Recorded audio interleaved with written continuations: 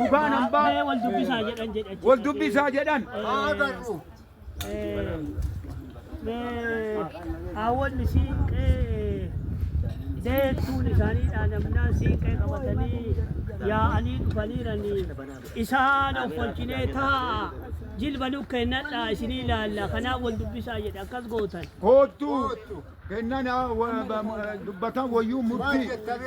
nu kennadhaa jennaan yaa'ee nagaan hiddaagal nu kennadhaa isinii argina maarree na arguun keessan dhugaa argitan ganya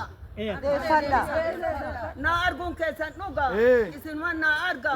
akkaataa na argitaniin bifa na mul'isaa gattaa jaaladhee waan isin jettan koottuu jedhanii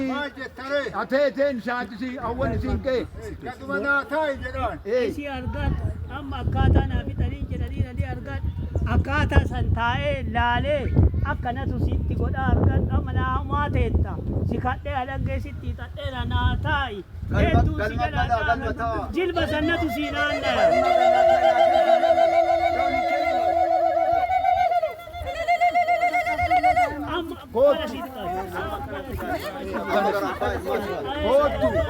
gara abbaa ilmaati abbaa ilmaati si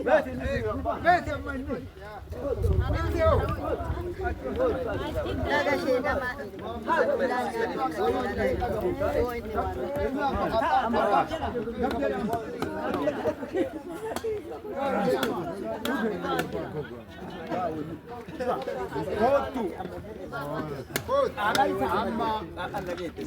nakkennatanii haa ulfaatanii ateeseen nakkennatti amma abbaa ilmaatitti